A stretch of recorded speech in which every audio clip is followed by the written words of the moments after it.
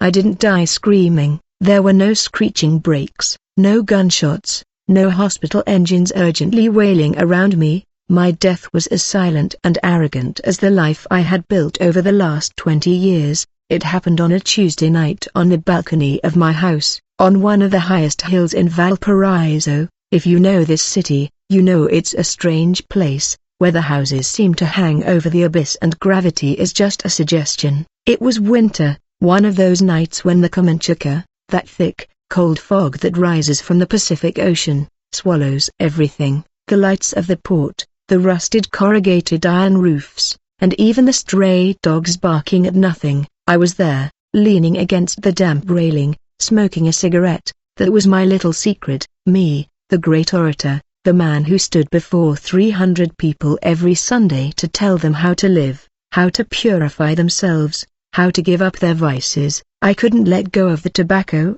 but nobody knew. My wife, Marta, was inside preparing you, believing I was praying or meditating on the word. What a pathetic lie. I wasn't meditating, I was enjoying my own reflection, watching the lights of the ships down in the bay, feeling like the king of my little world. The air smelled of salt, of wood rotted by the damp, and of the grey smoke that came from my mouth. I felt untouchable. I was 50 years old, wearing an Italian suit that fit me perfectly, and had a congregation that obeyed my every move. I thought, "You've done it, Ricardo, no one is above you on this hill." That's when I felt the cold. It wasn't the cold of the weather, I know, the coastal winter, the one that chills you to the bone. This was different. It was as if someone had opened a door inside my chest, right in the center, and let in a blast of icy air that didn't belong to this world. The cigarette slipped from my fingers and fell into the void, lost in the dark mist below.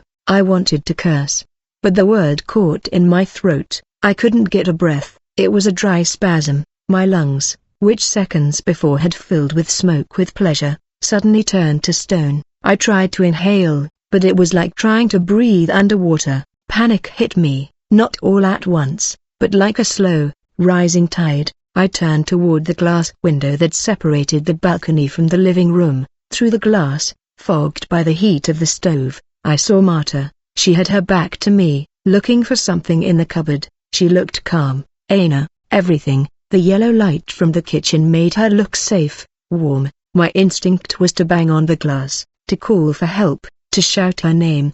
But I didn't, and I want you to understand this, because it's the root of my downfall. I didn't do it out of pride. In that fatal second, my mind, poisoned by years of pretending to be perfect, thought, if I bang on the glass in desperation, if she sees me collapse, I'll look weak, I'll look like a sick old man, and if she comes in and smells the tobacco, she'll know I'm a liar. I preferred suffocation to shame. I preferred to die standing in silence, preserving my stupid reputation rather than humiliate myself by begging my own wife for help.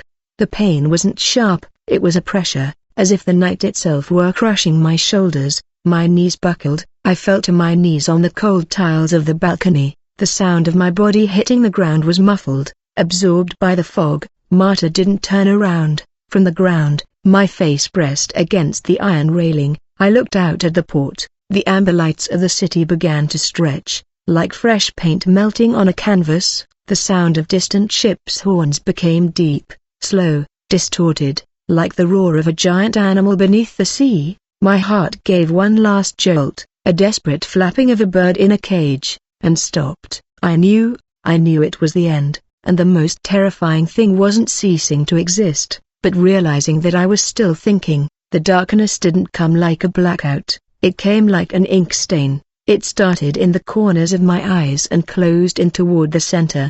The inner cold expanded until I could no longer feel my hands and my feet. I no longer felt the night's dampness or the friction of my clothes. Suddenly, the pressure in my chest disappeared. I stood up. How strange, I thought.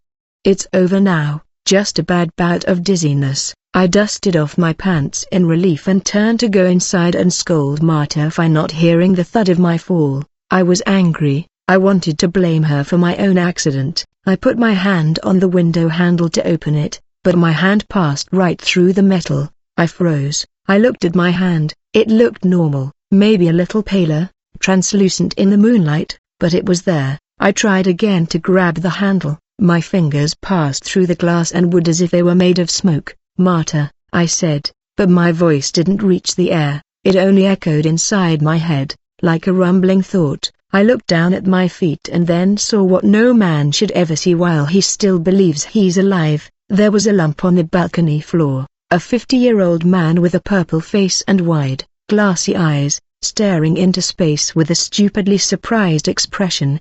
His mouth was slightly open, and a thin trail of saliva dripped to the floor. It was me. It was my empty shell. My Italian suit was wrinkled and dirty. I looked pathetic. I looked small. All that power I thought I had, all that authority with which I walked through the church, had been reduced to a sack of meat cooling on a dirty balcony. I didn't whisper as I backed away to the veranda. The fog, the typical Valparaiso mist that used to be white and gray, began to change. It was no longer water vapor. It became thick, heavy, and started to take on a sickly, greenish hue. The smell of the sea vanished and was replaced by a sweet, nauseating stench, like flowers left too long in a cemetery. I tried to look toward the city, searching for familiar lights, looking for the church cross on the neighboring hill, but Valparaiso was no longer there. The port lights had gone out.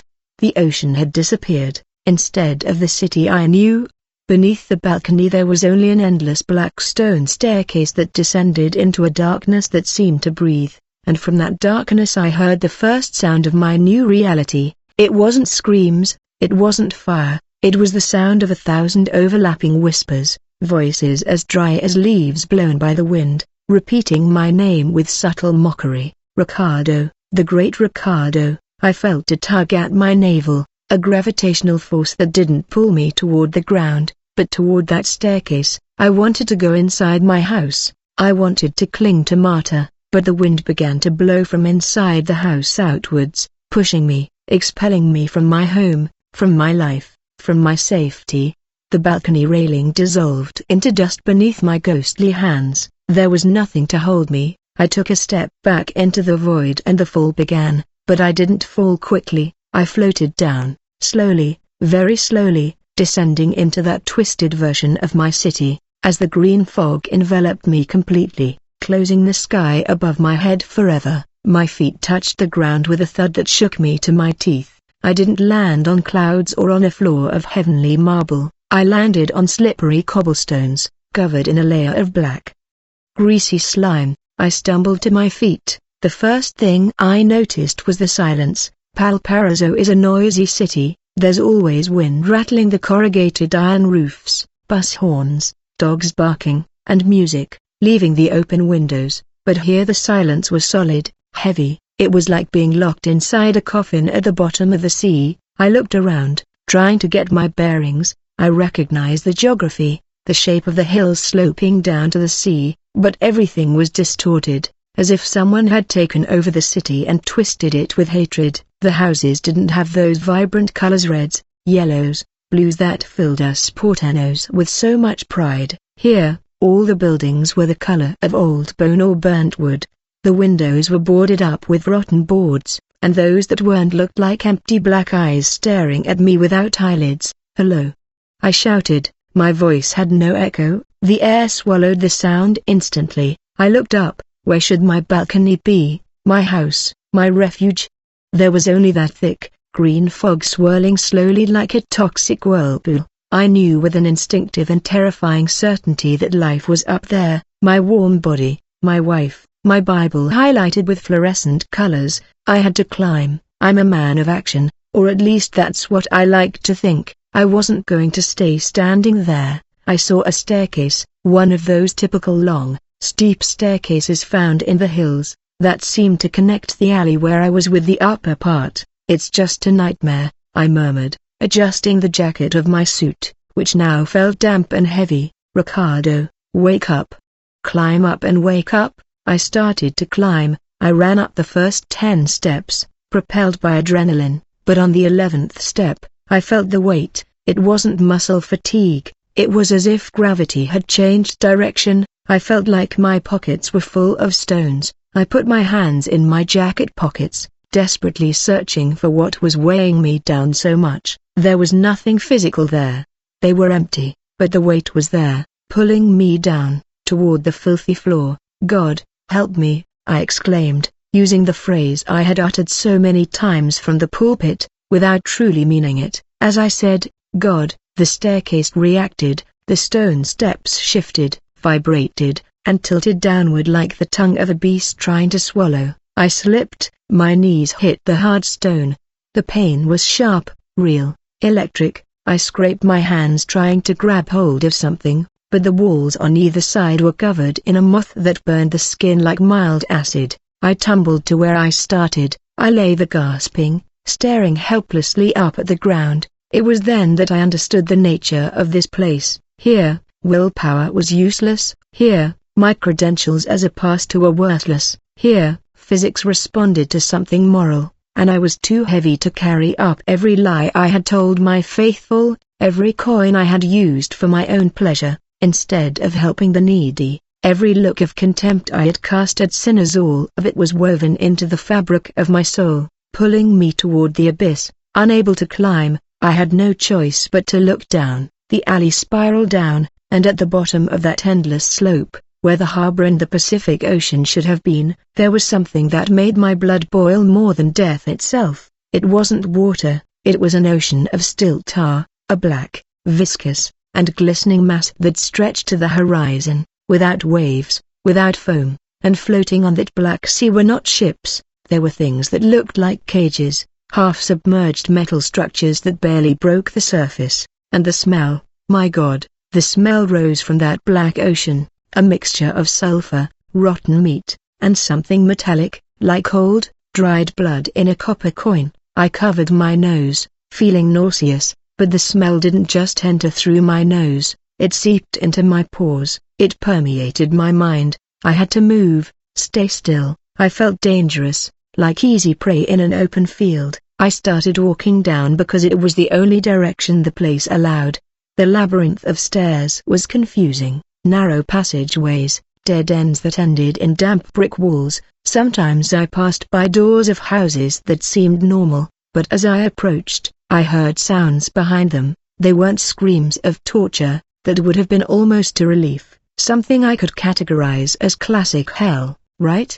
Behind the doors, I heard everyday conversations, but distorted. I heard murmurs of family arguments, sounds of stifled crying, the noise of someone frantically counting money. I stopped in front of a peeling green wooden door. I heard a voice that sounded like my own. "They won't notice. Martyr doesn't check the church accounts." I jumped back in horror. That was my voice. It was a memory from 10 years ago, repeating itself in an endless loop. Behind that door, this place wasn't just a physical labyrinth, it was a living archive of my miseries. The city was built from the rubble of my own sins. I kept going down faster now, fleeing from the voices. My Italian leather shoes, which I had taken such good care of in life, were already ruined, covered in mud and scrapes. My feet bled, leaving red footprints on the grey pavement. Suddenly, the alley opened up. The stairs ended in a kind of small, sunken plaza,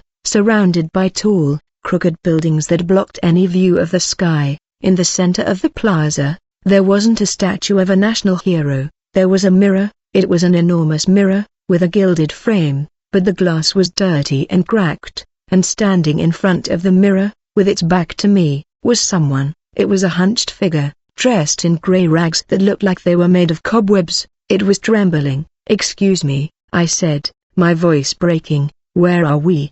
How do I get out of here?" The figure didn't turn around, it just pointed with a long, bony finger toward a corner of the plaza. I looked over. There was a wide entrance, like the mouth of a tunnel, but decorated with plaster moldings, once elegant, now covered in soot. Above the archway, barely legible through the grime, was a sign carved in stone, "Theater of the Vanities." From the entrance came a dim, reddish light and a sound that made my heart stop for the second time. Applause. They were soft, steady, polite applauses, like the ones I received after my Sunday sermons, the kind that fed my ego and made me feel chosen by God. That sound, which in life had been my drug, here provoked an inexplicable terror in me. They didn't sound like admiration, they sounded like hunger. The hunched figure in front of the mirror let out a dry chuckle, like rustling leaves, and finally turned to look at me. It had no face, where the eyes and mouth should have been.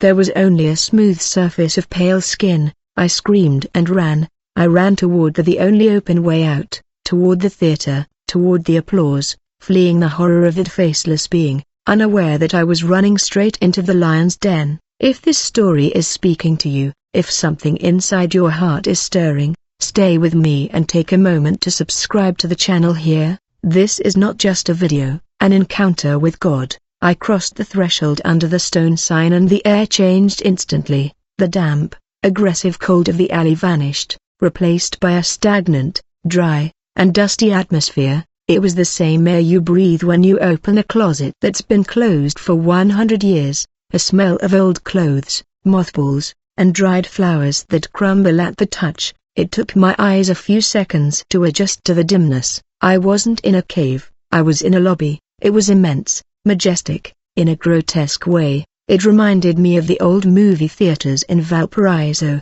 those Art Deco palaces from the 1940s, once the pride of the port and now warehouses or ruins. The floor was covered in red carpets, but with the first step, I felt the fabric was sticky, damp, as if someone had spilled liters of syrup or something denser and more vital. The walls were lined with tall mirrors, but they were all veiled by soot, reflecting blurry and elongated images, and the sound, that applause, was constant. It didn't rise or fall in intensity, it was a rhythmic, hypnotic roar coming from inside the main auditorium. Clap, clap, clap, clap. Something horrible happened inside me at that moment. Despite the fear, despite knowing I was dead and condemned, despite having seen the faceless man outside, a part of my ego ignited. For 20 years, that sound had been my sustenance. When I finished preaching, when my hoarse voice lowered its pitch and people wept in the pews, the collective amen and the applause were the drug that made me feel like a small god. I told them that the glory belonged to the Lord. I raised my hands to heaven with faint humility. But in my heart I absorbed every compliment like a dry sponge. Here in this cursed place, my sick soul recognized that sound and ran toward it. There are people, I thought with foolish hope. There is a congregation. If there are people, I can speak to them, I can convince them, I can take control. I straightened my tie, even though I wasn't wearing one anymore, a reflexive gesture from my former life, and pushed open the heavy double doors of carved wood to enter the main hall. The sight took my breath away. It was a colossal opera house, far larger than physics would allow beneath a hill. There were gilded balconies that rose toward an infinite darkness in the ceiling. Hundreds, perhaps thousands, of crimson velvet seats stretched in curved rows toward a stage illuminated by a solitary, bright, overhead light, and it was full. Every seat was occupied. I saw the silhouettes of thousands of people sitting motionless, staring straight ahead, and the sound of applause was deafening in here. It rumbled in my chest, vibrated in my teeth. I walked down the center aisle. I felt important. I felt at home. Brothers, I whispered, then raised my voice, regaining my preacher's tone. Brothers. No one turned around. No one stopped applauding. I continued walking toward the stage. My mind began to weave quick, convenient explanations. Perhaps this isn't hell. Perhaps it's a test. Perhaps I've been brought here to shepherd these lost souls. Perhaps I'm still the chosen one. Vanity is blind, even in the face of absolute horror. I reached the foot of the stage. There was a short wooden ladder leading up to the platform. I climbed it without hesitation. I needed to be up there. I needed to be seen. I needed that light on my face. The moment my feet touched the stage floor, the spotlight shifted and hit me directly. It blinded me for an instant. I felt the heat on my skin, but it wasn't a pleasant heat. It was a stinging heat, as if the light were made of thousands of tiny needles inspecting my pores. I opened my arms, waiting for the final ovation, waiting for the reverent silence that always followed my entrance. But the applause didn't stop, and now that I was up there, now that the acoustics were changing, I noticed something that chilled me to the bone. The sound wasn't of hands clapping against hands. I moved closer to the edge of the stage. shielding my eyes from the eye. Held up a light with one hand to look at the front row. The people in the seats weren't people. They were mannequins. They were crude figures made of dirty burlap sacks, stuffed with straw and ash. They had no faces, only thick seams where mouths should have been, and no hands. Instead of hands, they had long, fleshless bones, dry femurs and ribs strapped to their rag dolls. What I heard, that sound my vanity had interpreted as worship, was the dry, brittle, violent clacking of bones hitting each other, clack, clack, clack, clack, thousands of lifeless dolls banging dead bones together to celebrate my arrival. I stumbled backward, tripping over my own feet. The horror of the mockery hit me like a bucket of ice water. There was no admiration, no congregation. It was all a mechanical farce designed to torture my need for attention. Stop! I yelled, my voice came out high-pitched, terrified. Stop! The puppets didn't stop. The rhythm quickened, clack, clack, clack, clack. It became frantic, aggressive, like the sound of 1,000 jaws chattering from cold or hunger. I looked up at the boxes above. They were also full of those things, and then I saw something moving among them, shadows, not the puppets. They were liquid, dark shadows that slithered along the walls and between the rows of seats, shadows that didn't project anything, but absorbed the dim light in the place. They moved quickly like cockroaches when the lights come on. Approaching the stage, I understood then that the applause wasn't to welcome me, it was to call me to dinner, and I was the main course. This isn't real, I am a servant of God, I stammered, backing up until I bumped into the backdrop. The curtain was heavy, made of dusty, dark red velvet. When I touched it, I felt that it was hot, like the skin of a fevered animal. Suddenly, the applause stopped. The silence was instantaneous. It was so abrupt that my ears hurt. The thousands of rag dolls stood motionless, their bony arms suspended in the air. In that total silence, I heard a breath. It wasn't coming from the auditorium, it was coming from behind the curtain. Behind me, it was a slow, perfumed, feminine breath, but with a hoarse quality, like someone who has screamed for centuries. I felt a warm breath on the back of my neck that smelled of burnt incense and rotting meat. I froze. I didn't want to turn around. I knew that if I turned around, I would see the owner of this theater. I knew the puppet show was over and that now the real show was beginning. A hand landed on my shoulder. It wasn't a demonic claw, it was a delicate hand, with slender fingers, adorned with rings that felt cold through the fabric of my jacket, but the weight of that hand was unbearable, as if a mountain had been placed on my collarbone. Welcome to your stage, Ricardo, a voice whispered in my ear, a sweet, velvety voice, the voice of perfect temptation.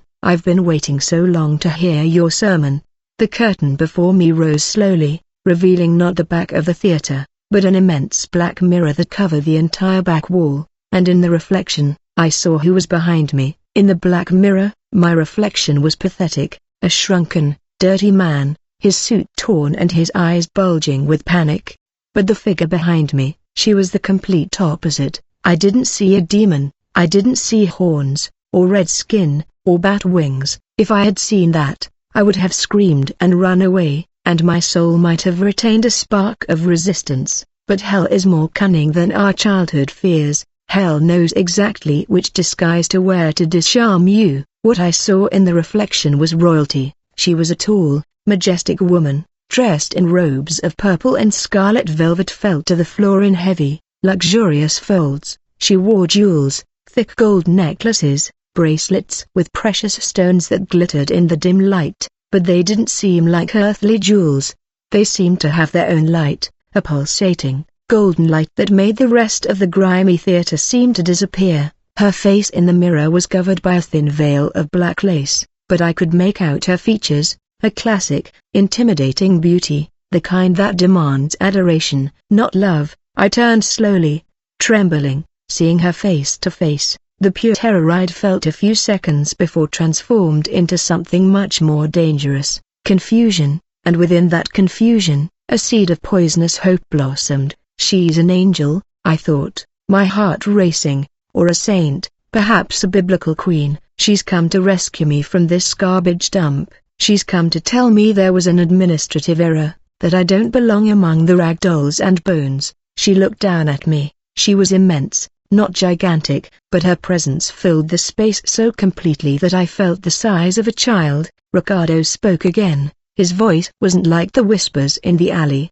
It was a rich, melodic, authoritative, yet gentle voice. It was the voice I always wanted to have when I preached, a voice that didn't suggest, but decreed reality. "Who are you?" I asked, instinctively smoothing down my jacket, trying to regain some dignity. She smiled beneath her veil. It was a smile I only saw in the shape of her cheekbones, not on her lips. "I am the one who understands your burden," she replied, taking a step toward me. The sound of her footsteps on the wooden stage floor was heavy, yet elegant, like the hoof of a thoroughbred horse. "I have watched your life, shepherd. I have seen how you carried the weight of those foolish sheep. I have seen how you strove to maintain the image, to be the pillar, to be perfect for them, even when they didn't thank you." My eyes filled with tears. They weren't tears of regret, they were tears of self-pity. Finally, someone was saying it. Finally, someone was acknowledging my sacrifice. No one knew how difficult it was, I stammered, falling into their trap with shameful ease. They thought it was easy to stand there every Sunday. They thought I had no problems. "I know," she said, moving closer. The scent of her perfume enveloped me. It was sweet, intoxicating, a blend of tuberose and myrrh, so strong it made me dizzy, completely masking the damp smell of the theater. "You are a prince, Ricardo, a king without a crown. They put you in a world beneath you, surrounded by mediocre people who envied you." She raised a hand and caressed my cheek. Her touch was electrifying. It wasn't cold like a corpse, but it also lacked human warmth, like touching a fever. But in that moment, my skin, hungry for comfort, interpreted it as anointing. "Am I in heaven?" I asked, desperate to believe it. She let out a soft, grave laugh. "You are where you deserve to be. You are in the place where the truth of your heart is revealed. Doesn't this theater seem suitable for you? Didn't you live your whole life acting? Wasn't the pulpit your stage?"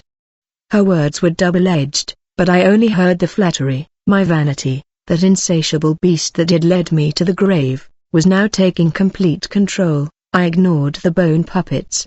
I ignored the darkness. I only saw her and the promise of validation she offered me. I did it for God, I lied, or perhaps I tried to convince myself. I did it all for the play. She fell on me, placing a long finger covered in gold rings against my lips. "Don't mention that name here. That name is for the weak, for those who need to ask for forgiveness. You don't need to ask for forgiveness, Ricardo. You need to be recognized." She withdrew her hand and from the folds of her scarlet robe pulled out an object. It was a crown, not a crown of thorns. It was a crown of solid gold, tall and heavy, encrusted with rubies that looked like bright red eyes. It shone with a seductive yellow light. It was the materialization of every power fantasy I'd secretly harbored while watching other, more famous pastors on television. "This is your reward," she said, holding the crown above my head, "the crown of life you forged for yourself. Put it on, sit on your throne and rule over this silence. Forget your wife, forget your false humility, be the king you always wanted to be." My heart was beating so hard it ached in my ghostly chest. I reached for the crown. I wanted it more than the air when I suffocated on the balcony. I wanted to put it on and make all those bone puppets truly kneel. "Yes," I whispered, "it's mine, take it," she insisted, and her voice dropped an octave, becoming a guttural growl that my mind chose to ignore. "Come closer and take it." I took a step toward her, mesmerized. I was inches from her body. I could feel the heat radiating from her, the heat of an open oven. I reached for the gold, but she took a step back, playful, cruel. But before she said, "You must see who you serve, a king must know his queen," she raised her hands to the black lace veil that covered her face. Time seemed to stop. The sound of bone-like applause that had ceased began again. But now it was a low murmur, clack, clack, clack, as if the puppets were trembling with fear in their seats. I wasn't afraid, I was drunk with pride. I expected to see the face of an angel, the face of perfect beauty that would validate my existence. I expected to see a goddess who would fall in love with me. "Look at me, Ricardo," she whispered. "Look at me and worship me as you worshipped yourself." She lifted the veil, the black fabric fell softly to the floor, and the stage's overhead light illuminated her face completely. My smile froze. My hands, which had been searching for the crown, remained paralyzed in midair. The scream that rose from my throat was so loud I felt it would tear my soul apart, too, but horror choked my words. What I saw wasn't beauty, it was the absolute lie unmasked. I didn't scream because fear stole my breath. I stood there with my mouth agape, a fish out of water staring at what the veil had concealed. At first glance, in that first millisecond of impact, she seemed a woman of striking, almost painful, beauty.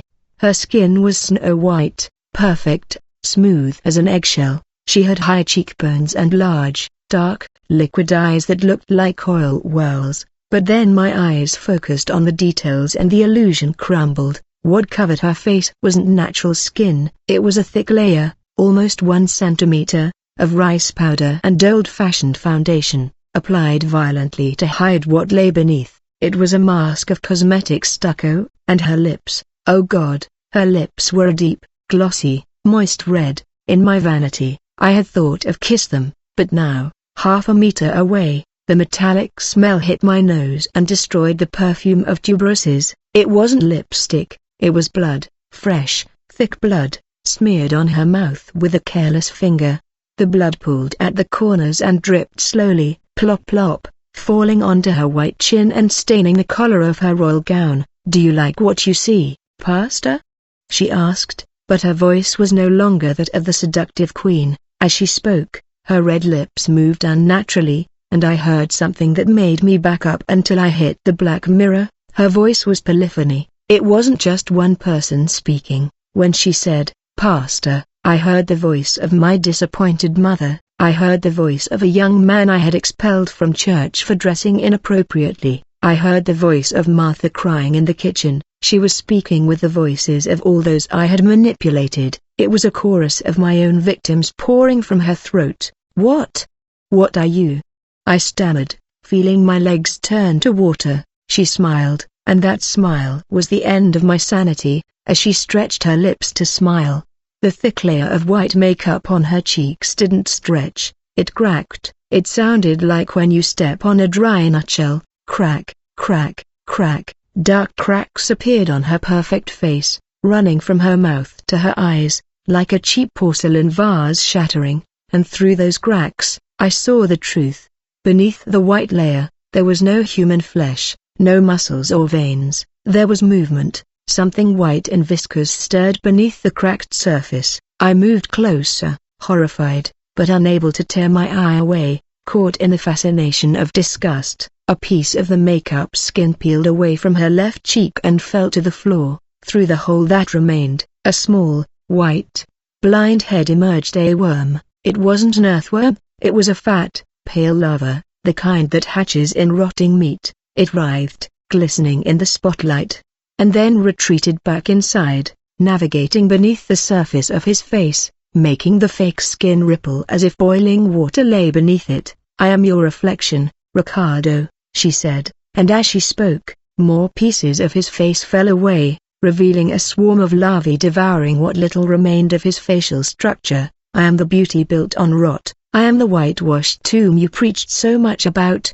but never applied to your own life." She took a step toward me. The smell was now unbearable. It was a mixture of expensive perfume and an open sewer. "You created me," she continued, the overlapping voices echoing in the empty theater. "Every time you smiled at a brother while judging him inwardly, you fed me. Every time you used words to gain money or power, you adorned me. I am your masterpiece. I am Jezebel, the spirit that reigns where appearance matters more than truth. And you are one of my favorite princes." I fell to the floor. I couldn't hold myself up anymore. I crawled backward, scraping my hands against the splintered wood of the stage, trying to get away from that monstrosity dissolving before my eyes. "Get away!" I screamed, crying like a child. I served God. I was a man of faith. She let out a laugh that sounded like ground glass in a blender. She brought her hands to her face and with a swift movement scratched off what remained of the mask of makeup and blood. Beneath there was no skull, only a pulsating mass of raw flesh and maggots, without eyes, without a nose, only a vertical mouth full of jagged, yellow teeth. La! The thing roared, and the force of its scream hit me like a physical wind, throwing me against the mirror at the back. You served yourself, and now you will serve me. It raised its arm toward the theater ceiling. The sleeves of its dress fell, revealing arms that were not skin, but burnt and cracked wood. My children. The entity shouted to the empty room, dinner is served, come and taste the flesh of a man who thought himself a saint. The sound of bones in the seats changed. The rhythmic clacking stopped. I heard the sound of fabric tearing. I looked toward the auditorium, toward the thousands of seats. The rag and bone puppets were rising, but they didn't walk like humans. They moved spasmodically like marionettes manipulated by an epileptic puppeteer. They jumped onto the backs of the chairs, climbed up the gilded columns, ran through the aisles with unnatural speed, and they weren't alone. From the floor of the stage around Jezebel's feet, the wood began to bubble. Rotten boards rose up as if something were pushing from below. Don't worry, Ricardo, said the thing with its vertical mouth, as maggots fell from its face to the floor. We're not going to kill you, you're already dead, we're just going to show you what it feels like to be devoured by words. Jezebel snapped her wooden fingers, the stage floor exploded, splinters flew through the air, and from the black hole that opened at her feet, the queen's pets began to emerge. They weren't dogs, they were beasts made of shadow and noise. They had canine forms, yes, but their bodies were made of floating black letters, filthy words, whispers compacted into animal shapes. They had no eyes, only gigantic ears and mouths full of needles. They were the slander, the gossip, all the hurtful words that I had unleashed them in life. Transformed into a pack, one of them, a wolf-sized beast made of grey smoke, leapt onto the stage and growled at me. The growl sounded exactly like my voice, saying, "That brother is an adulterer, don't trust him." I recognized the line. I had said it 5 years ago to destroy a rival's reputation. The beast stared at me, eyeless. It smelled fear and prepared to leap for my throat. The grey smoke animal leapt. I didn't have time to raise my arms or close my eyes. The beast slammed into my chest with the force of a sack of cement, knocking me flat on my back on the splintered stage floorboards. I expected physical pain. I expected the cracking of my ribs or the burning of fangs piercing my flesh, but hell is an expert at designing tailor-made punishments, and physical pain is too simple for a man who lived by his words. When the beast bit my shoulder, I didn't feel teeth. I felt shame. It was a direct shot of pure humiliation into my bloodstream. The instant those jaws made of whispers closed on me, my mind was dragged out of the theater and thrown into a memory that wasn't mine. Suddenly, I wasn't Ricardo, I was the man I had defamed 5 years ago. 5 years. I felt what he felt. He was in his kitchen, hugging his weeping wife while the phone rang incessantly with messages from people at church, asking if it was true that he was an adulterer. I felt the knot in my stomach, the powerlessness, the black stain on his honor that I had painted out of pure ministerial envy. I felt his heart break, not because of the sin, but because of the betrayal of a friend. Ah! I screamed, suddenly returning to the stage. The pain was unbearable because it was emotional, amplified 1,000 times. The beast released me and backed away, licking its smoky muzzle. It looked at me with satisfaction. I tried to get up, crawling backward, but the stage was vibrating. More beasts emerged from the hole in the floor. Small, nervous dogs made of gossip barked disjointed phrases. "Did you see how she dresses? They say she steals and has no anointing." Big, slow wolves. Facts of judgments with heavy legs that left trails of black ink. "Please," I moaned, looking up at the monstrous figure of Jezebel, "make them stop. I am a shepherd." The entity, which once resembled a queen, let out a gurgling laugh. Worms continued to fall from her mangled face. "Make them stop?" she asked in that choral, mocking voice. "Ricardo, darling, you don't understand anything. They aren't here just for you. They hunger for their mother, Jezebel opened her burnt wooden arms in an obscene gesture of welcome. "Come, my children." A cry, "Mother is here." What happened next was the most grotesque sight I have ever witnessed. The pack of words and lies didn't attack me en masse. They turned on her like a tide of shadows and noise. The dogs pounced on Jezebel. They didn't attack her to kill her, because she couldn't die. They attacked her to feed on her corruption. I saw a dog made of envy tear a piece off her wooden arm. No blood came out, but a thick, black liquid that smelled of rotten ink. Jezebel didn't scream in pain. She moaned with a twisted, masochistic pleasure. She threw her head back, exposing her maggot-ridden neck to the bites, laughing and crying at the same time. "Eat," she shrieked. "Devour my vanity. I built all this for you." It was an eternal and abominable cycle. She created the lies came to life, and then the lies returned to devour their creator. It was a banquet of self-destruction. She was the queen of a kingdom that ate itself. But I wasn't just a spectator. One of the dogs, a skeletal, swift beast, it broke away from the group devouring Jezebel and fixed its gaze on me. Its eyes were made of 2 silver coins. I recognized the demon instantly. It was greed. It leapt onto my right leg and sank its teeth in. This time, the memory that flooded my mind was of a widow from my congregation. I felt her hunger. I felt the chill of her house because she had given her money for the special building offering I had requested, money I ended up using to buy a new car. I felt her naive faith and my own cold manipulation. The pain made me arch my back. I felt my leg dissolving in acid. "No!" I screamed, kicking the dog. "I deserved it. I am God's servant." "Yes," Jezebel replied from the depths of her torment, as 2 beasts tore her royal robes to shreds. "Tell me, Ricardo, justify yourself. It makes your flesh taste better." The more I justified myself, the bigger the dogs became. My excuses were their protein. A third dog, enormous, made of pride, approached slowly. It didn't run, it walked arrogantly. Its fur was made of newspaper clippings and diplomas. It stood on my chest, immobilizing me. It weighed tons. It looked me in the eyes and I saw my own reflection in its black pupils. It opened its mouth and instead of teeth I saw rows of miniature pulpits, sharp as knives. "You are one of us," the dog whispered in my own preacher's voice. "You are not the victim, Ricardo, you are the chef of this banquet." The dog of pride lowered its head to bite my face. I closed my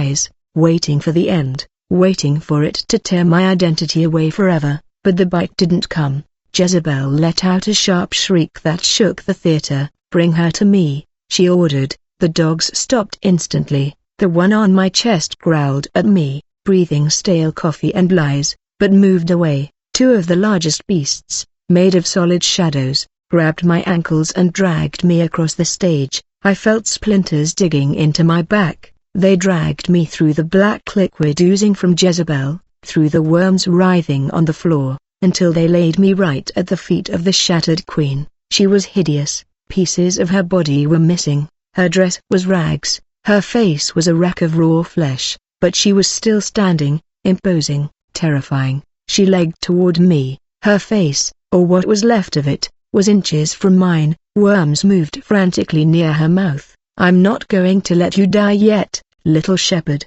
she whispered, and her breath burned my eyelashes. "The dogs are hungry." "Yes, but before you become dog food, you need to see the whole truth. You need to see what's really inside you." She raised a hand that was now just a splintered wooden claw and pointed toward the black mirror at the back, the same mirror where I had seen her appear. "Stand up," she commanded, "and look." An invisible force pulled me to my feet. My legs trembled. I didn't want to look. I knew that what I would see in that mirror would be worse than the dogs, worse than the worms, worse than fire. "Look at your soul, Ricardo. Look at the shape your spirit takes without the disguise of the body." Jezebel snapped her fingers again. The surface of the black mirror cleared, the darkness dissipated, and a sharp image appeared, illuminated by a cruel, clinical light. I saw myself, but I didn't see the man in the suit, not even the grimy specter I thought I was. What I saw in the reflection made me wish dogs had eaten my eyes. I stared at the mirror, and for a second my mind refused to process the image. I desperately searched for the Ricardo I knew, the 50-year-old man with slicked-back grey hair, a firm jaw, and a confident gaze. I searched for the servant of God, but the mirror doesn't lie in hell. The mirror is the only place where the mercy of ignorance doesn't exist. What stared back at me wasn't a human being, it was a puppet. I saw a small, hunched, grotesque figure. My skin wasn't skin, it was a crust of damp, grey papier-mâché, made of torn Bible pages pasted together with dirty glue. My body was deformed, swollen in the belly from gluttony for praise, but skeletal in the arms, because I had never done any real work. But the worst thing was my face. I didn't have my own face, I had hers. I had a clumsy and hideous miniature replica of Jezebel's face. My eyes were painted with black charcoal, exaggerated, feminine, and malevolent. My mouth was sewn into a permanent, red smile, dripping the same crimson substance she wore. I wore a crown, but not the golden one she had offered me. I wore a crown made of severed human tongues, still damp, which moved across my forehead like pink worms. I didn't whisper, in the mirror. The puppet also moved its lips, mimicking my denial with perfect mockery. "Do you see it now?" whispered the real Jezebel behind me, resting her shattered chin on my papier-mâché shoulder. "Do you see the family resemblance?" I felt such a profound spiritual nausea that I wanted to vomit up my very existence. For years I had preached against the spirit of Jezebel. I had written books on how to detect it in the women of the church, how to cast it out, how to maintain holiness. I had accused deaconesses of being rebellious. I had humiliated choir members for being seductive. I thought I was the warrior, the modern-day Jezebel fighting against evil, and now the mirror screamed back at me the cruelest truth of all. I wasn't fighting against Jezebel, I was her son. I was a man with a spirit of seduction. I used seduction, not sexual, but charismatic, to control. I used emotional manipulation. I painted my face with false anointing to cover up my rottenness. "You are beautiful, my son," the beast purred, stroking my paper head. "You have my eyes, you have my hunger." I brought my hands to my face, touching my skin. I felt the rough, cold texture of the wet paper. I scratched frantically, trying to tear off that mask, trying to find Ricardo underneath. "I am not this," I screamed, clawing at myself until strips of grey paper fell to the floor. "I am a man. I loved my wife." "You loved that your wife served you," she corrected, relentless. "You loved how she looked next to you, because she made you look respectable. That's not love, Ricardo, that's subtlety." I kept scratching. I tore off my left cheek. There was no blood underneath, just sawdust. I was empty inside. The horror of that revelation was worse than any fire. Being a sinner is one thing, everyone is, but discovering that you're an empty shell, an actor who forgot he was acting, a cheap copy of the evil you claim to fight, that disintegrates you. I collapsed to my knees in front of the mirror. The puppet in the reflection fell with me, but she wasn't crying. She was still smiling with that stitched, red mouth mocking my pain. "I've lived a lie," I said, and for the first time, my voice didn't sound like a preacher's. It sounded small, it sounded broken. "Yes," Jezebel said, and her tone changed. It wasn't seductive anymore. It was boring, cold, and lies have expiration date. She turned away from me. The warmth radiating from her presence vanished, leaving me with a sudden chill. "You don't amuse me anymore, Ricardo. You've seen the truth, and the truth ruins the show." She clapped her hands sharply. The sound was like a gunshot. The black mirror in front of me shattered into 1,000 pieces. The shards of glass flew toward me, but didn't cut me. They passed through my paper body as if I were mist, and with the mirror, the whole theater broke. The velvet seats dissolved into dust. The gilded balconies melted like hot wax. The bone-filled applause ceased abruptly. The spotlight went out. The floor beneath my knees disappeared. I didn't fall screaming. This time I fell in absolute silence. Jezebel remained above, floating in the darkness, watching me descend with an expression of total indifference, like someone throwing a bag of trash into the bin. "Goodbye, paper prince." That was the last thing I heard from her. The fall was long. I felt myself passing through layers of reality. each one colder and heavier than the last. The puppet body I had seen in the mirror dissolved in the wind of the fall. The paper and sawdust flying away, leaving me naked, reduced to the most basic and wretched essence of my being. There was no longer a city, no longer a theater. I landed on a hard, icy, and wet surface. There was no light at all. It was a darkness so dense it felt liquid, as if I had been submerged in a vat of indigo ink. I tried to get up, but the cold paralyzed my muscles instantly. It wasn't the cold of snow, it was the cold of absolute loneliness, the absolute zero of the soul. I stretched out a hand, feeling the ground. I touched wet stone, slippery with mud. "Is anyone there?" I whispered. My voice didn't come out. I opened my mouth, moved my tongue, forced air from my lungs, but no sound was produced. The silence pounded against my eardrums with physical pressure. I understood where I was. I had arrived at the place reserved for those who used their voices to deceive. I had arrived at the throne of silence. Here, my punishment wasn't demons gnawing at me. My punishment was irrelevance. I, who lived to be heard, to be the center of attention, for my voice to reverberate through the speakers, was now mute, alone, in total darkness. No one was looking at me. No one cared. I hugged myself, trembling violently on the damp floor, and waited for my eyes to adjust, but there was nothing to adjust to, only blackness, until, far away or perhaps very near in this place, distance didn't exist. I saw a faint point of light. It wasn't an exit, it was like the screen of a distant movie theater, and in that screen, floating in nothingness, began to project an image. It wasn't a memory of my glory.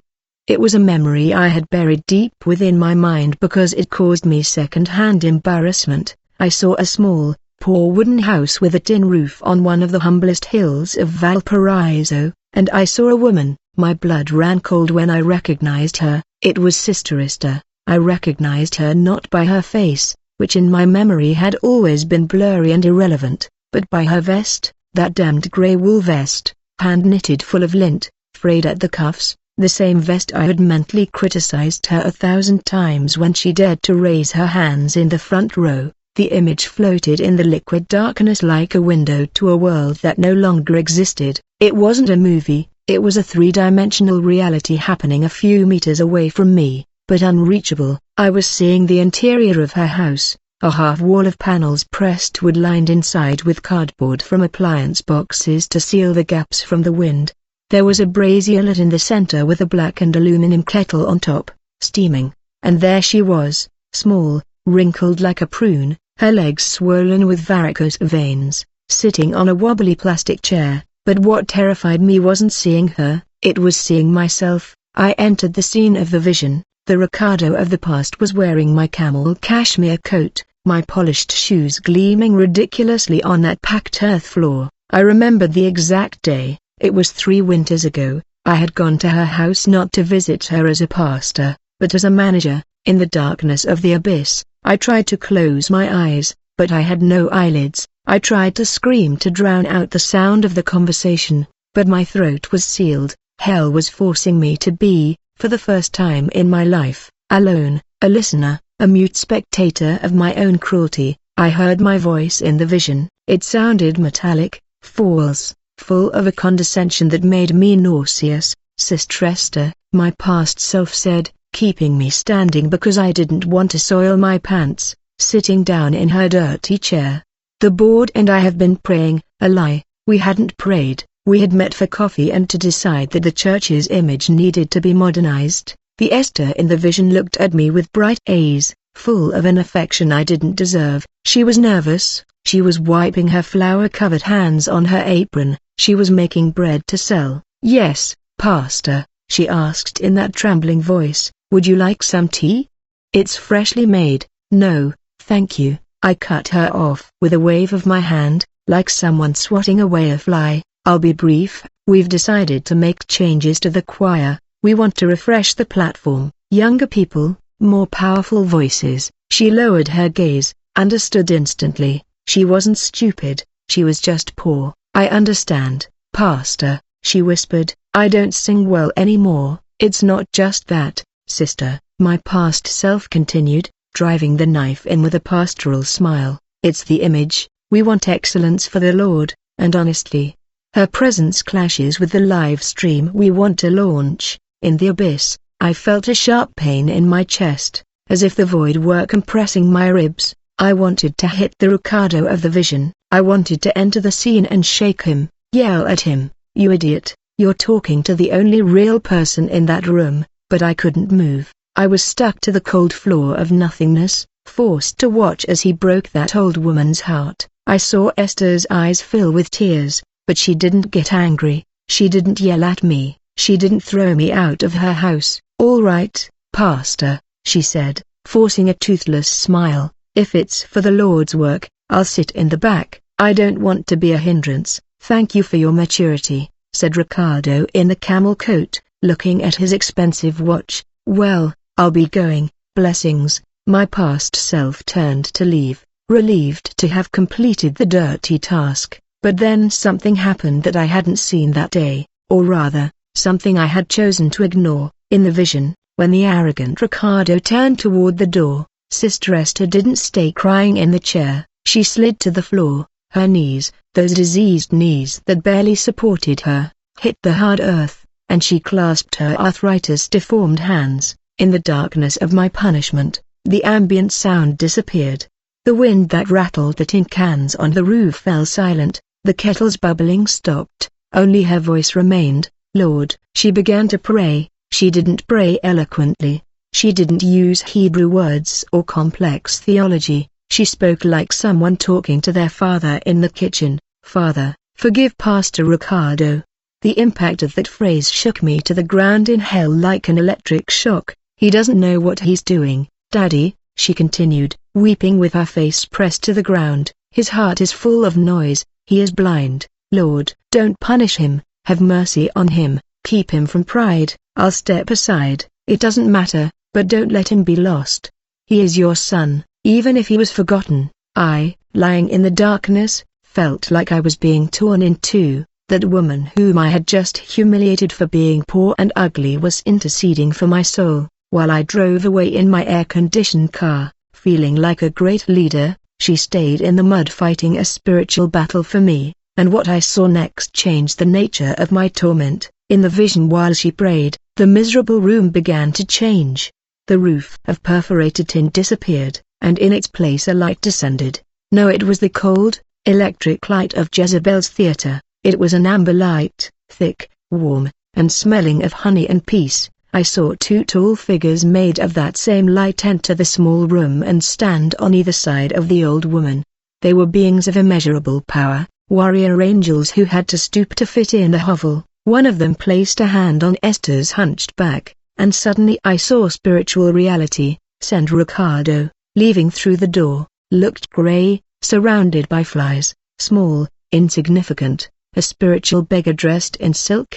But Esther shone in spirit. She wasn't a sick old woman, she was a giant, she was a pillar of fire. Her prayer had such weight that it shook the foundations of heaven. She was royalty, she was the true queen, not the monstrosity of the theater. The vision abruptly ended. I returned to total darkness, to absolute silence, to the cold of my solitary grave. But now the silence was worse, because now I knew what I had lost. Now I knew that I had had holiness right under my nose every Sunday and had scorned it because it came wrapped in poverty. I stayed there, curled up in the fetal position, voiceless, without an audience, without a crown, and then, for the first time in 50 years, I didn't want to preach. I didn't want anyone to look at me. I felt something being born in my stomach. It wasn't hunger, it wasn't fear, it was a desperate envy, but not envy of money or fame. I felt a painful envy of what Esther had. I wanted that connection, I wanted that peace, I wanted to be able to speak to Daddy like that from earth and have heaven come down to listen to me. I realized that I knew a lot about God, but I didn't know God. I was an expert on the map, but I had never visited the territory, and in the midst of that crushing silence where my voice was forbidden, a thought began to form in my mind, not a prepared phrase, not a sermon, a raw, simple, and desperate thought. I tried to move my lips, no sound came out, but my soul, that papier-mâché thing that had crumbled in the fall, began to tremble. I needed to imitate her. I needed to pray like Esther, but how does one pray with sincerity? I closed my eyes in the darkness and tried to find a word that wasn't a lie. I searched my religious vocabulary and it all sounded like garbage. Anointed, powerful, leader, all garbage. Only one thing remained, the memory of her on the ground. I knelt on the wet stone. It was difficult. I felt like I weighed 1,000 kilograms. I lowered my head until my forehead touched the cold mud and pushed. I pushed from the center of my chest. I pushed against the silence. I pushed against the gag of my condemnation, not to ask to leave, not to ask for the pain to stop, but to confess what the silence of that place truly was. It wasn't simply the absence of noise, it was a physical weight, as if the entire universe were turning its back on me. It was the sound of God falling silent, there, kneeling in the cold mud. I understood the exact nature of my poverty. On earth I thought I was rich, I had suits, a car, respect, and I thought I had my word, but in this abyss, I realized my soul was utterly bankrupt. I had no currency to bargain with for eternity. I tried to formulate a prayer, but my mind, accustomed to flowery speeches, stumbled. Heavenly Father, God of hosts, I thought, but the thought dissolved before it could form a sound. I felt ridiculous. Who was I to call the owner of all this Father? I hadn't acted like a son, I had acted like a mercenary. Those titles Jehovah Jireh, El Shaddai that I so readily used in the pulpit to impress people, burned into my mind. They were too much for me, they were stolen. I remembered Esther, her father. Envy twisted my insides again. It wasn't envy of her salvation, it was envy of her intimacy. She knew someone I only pretended to know. I pressed my stomach to the ground. I felt the icy slime on my lips. I'm not a pastor, I thought, and that was the first truth I'd admitted in 20 years. Thinking that brought me tiny relief, like taking off a tight piece of clothing that was cutting off my circulation. I'm not a pastor, I repeated, in my mind with greater force. I am not a leader, I'm not anointed, I am not special. Each denial was a chisel blow against the fake marble statue I had built of myself. I am a liar, I confessed. I am a thief. I stole your glory to buy applause. I used your people as fuel. Tears began to flow. But this time they weren't tears of self-pity like in the theater. I wasn't crying because I was hurt or afraid of the dogs. I was crying because I was disgusted with having hurt Esther. I was crying because I realized how filthy I was compared to the purity of that amber light I had seen in the vision. Repentance isn't asking for forgiveness so you don't get hit. Repentance is understanding the harm you did and wishing with every atom of your being that you hadn't done it, even if you receive nothing in return. I began pounding the floor with my fists, soundless, just the dull thud against the wet stone. If I could go back, I thought desperately, if I could go back, I wouldn't ask for the microphone. I would sit in the last row by the door and clean the bathrooms, kiss Sister Esther's feet, listen to her boring stories, and give her my coat. That desire for servitude, that longing to be the least, was what finally unblocked my throat. I felt a vibration in my vocal cords. It wasn't a powerful voice, it was a hoarse, broken, pathetic thread. I am nothing. My voice croaked in the darkness. The absolute silence of the abyss shuddered. Hell doesn't like the truth. The truth is a foreign body in this organism of lies, and the place reacted. The floor beneath my knees trembled. The liquid darkness stirred as if something enormous were moving in the depths. Annoyed by my confession, but I didn't care. I had found a thread of reality and I clung to it. I am Ricardo, I whispered, spitting out mud and tears, and I am empty. I remembered the name Jezebel had forbidden me to pronounce. She said it was for the weak, and she was right. It was for the weak, and I finally accepted that I was the weakest of all. I didn't need to be a king, I needed a savior. I lifted my head from the mud. I saw nothing.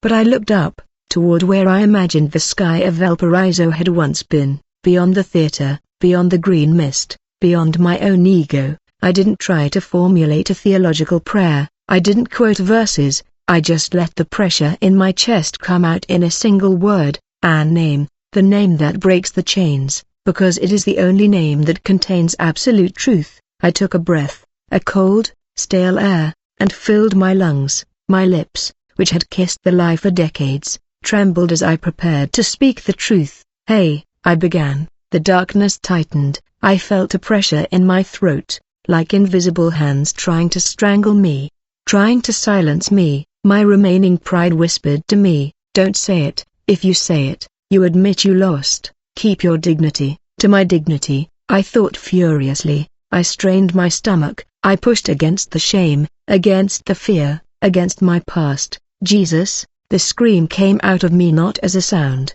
but as an explosion. It wasn't a pretty scream. It was the howl of a wounded animal, a cry for help from someone drowning in the middle of the ocean. And the instant that name left my mouth, the universe of darkness where I was trapped reacted violently. The silence shattered like glass, but it didn't break. Softly.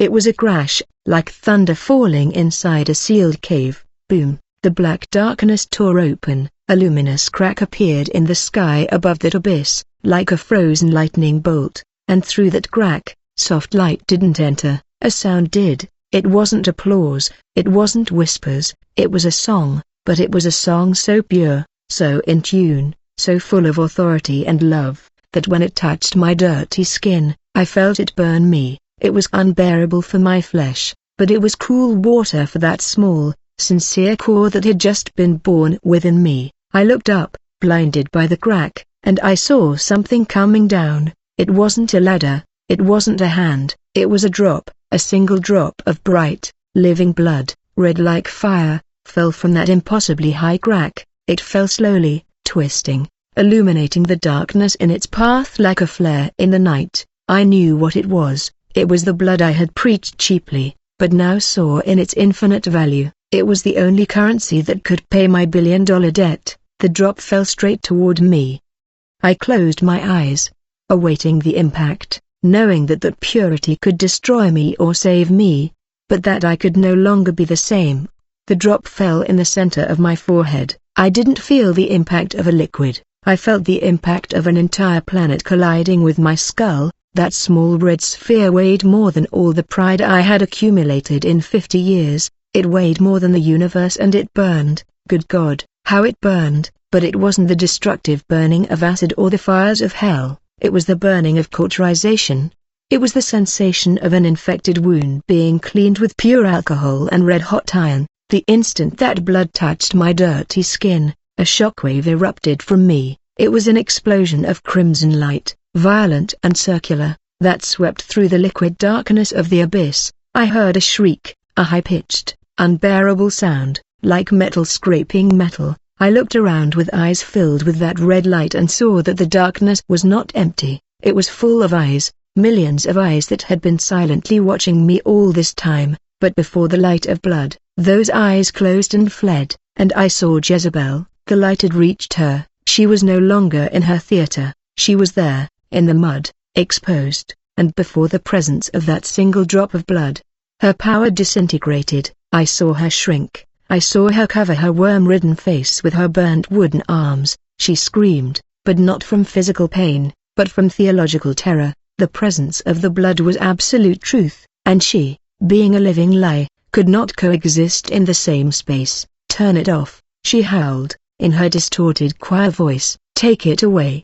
The shadow burns me. I saw it dissolve. It didn't die, because evil is persistent, but it fled. It became a stain of black oil that seeped through the cracks in the floor, desperately escaping the purity that emanated from my brow. The dogs of words, the beasts of gossip, burst like soap bubbles when touched by the red wave. I was left alone with the light, and then gravity reversed. My pockets no longer weighed me down, my sins no longer weighed me down, because that drop of blood had absorbed the weight. It had paid the price of gravity. I felt a violent pull-up. My feet lifted from the wet stone floor. I began to ascend. Slowly at first, then gaining speed, through the roof of the abyss. I passed through the layers of spiritual rock. I passed through the rotten foundations of that infernal city of endless staircases. I rose like a rocket, but without moving. It was grace that pulled me up. As I ascended, I felt my body change. The papier-mâché shell, that horrible puppet I was, began to burn. It crumbled into large pieces, grey ashes falling to the bottom. It hurt. I felt as if my skin was being ripped off in strips. Pastor Ricardo, the great orator, the important man, was being torn away. All of that was burning in the atmosphere of redemption. It hurts, I cried, but my voice was no longer hoarse. It was beginning to sound human again. It has to hurt. I heard a voice. It wasn't Jezebel's voice, and it wasn't an audible voice. It was a voice that resonated within my bones, a voice that sounded like the roar of many waters, but as intimate as a whisper. The lie is stuck to your flesh, Ricardo. I have to tear it down to save the man underneath. Tear it down. I screamed, weeping, surrendering to the pain. Tear it all down. Leave nothing. I never want to be that doll again. I felt an intense heat in my chest where my heart had stopped. The red light turned white, blinding, absolute. I passed through the green, toxic fog of Valparaiso, which parted before me like the Red Sea. For a second,